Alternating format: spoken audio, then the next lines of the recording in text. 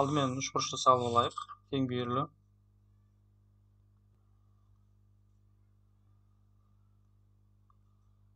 А, Б және БЦ қабырғалары тең бүйірлі. А, Б, С бүйір қабырғалары тең берілгені бойынша. А бұрышын альфа деп қояйық берілгені бойынша, және АС қабырғасы Б-ға тең. Б тең деп аламыз. Енді АЕ бисектрисасын біздер табуымыз керек. АЕ бисектрисасын табуымыз керек. Мына қабырғасы міне Е болады.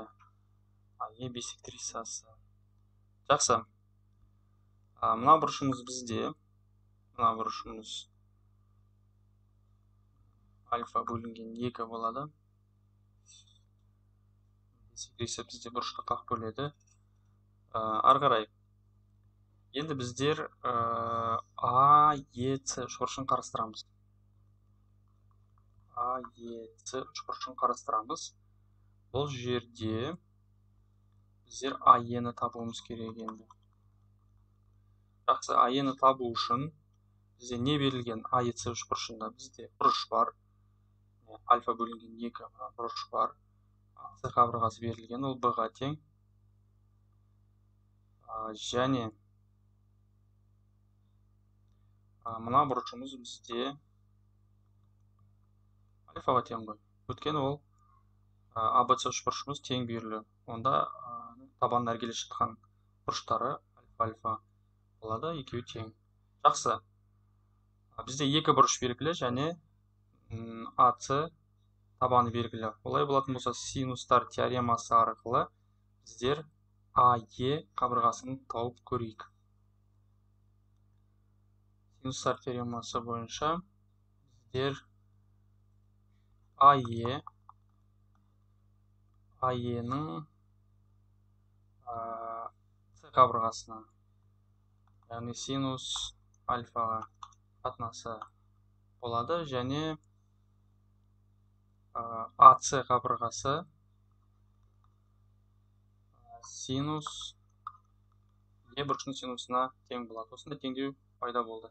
Енді бұл жерде бізде альфа белгілі, берілгені бойынша белгілі. Е бұрышы бізде Е бұрышын қалай табамыз?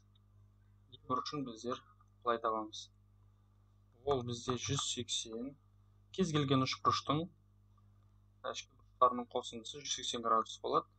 Сондықтан біздер мына Е бұрышын табу үшін, біздер 180-нен қалған 2 бұрышын азайтамыз. Бір бұрыш альфа бөлінген 2, екінші бұрышы альфа. Яғни А және С бұрыштарын азайтып тастадық. Жақсы. Енді синус Е бұрышы деген сөз синус 180 азайтылған жақшаның ішінде альфа бөлінген 2. Енді бұл альфа бөлінген 2 қосылған альфаны біздер 3 альфа бөлінген 2 деп бірден жазсақ болады. Бұл келтіру формуласы бойынша синус 3 альфа бөлінген 2-ның өзіне тең болады. Жақсы, бұл жерден біздер ары қарай жалғастырып, бұл жерден АЕ-ні шығарып алайық. АЕ бізде неге тең болады? АЕ пропорция арқылы шығаратын болсақ, біздер АС мен синус альфаны көбейтіп, синус Е-ға бөлеміз.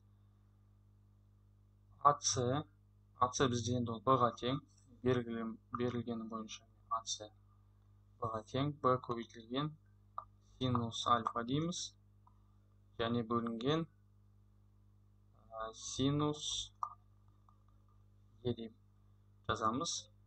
Ары қарай АЕ тең болады Б көбейтілген синус альфа бөлінген синус Е. Ал синус Е біздер жаңа ғана даптайынан шығарып қойдық. Міне ол синус 3 альфа бөлінген 2. Яғни бисектрисамыз бізде осы бірге тең болады. Бұл жерде жауаптарды іздейік. Б синус альфа. Б синус альфа. Жауап Е. Косинус альфа бөлінген синус 3 альфа бөлінген 2. Енді басқа жауап жоқ. Е болады жауап.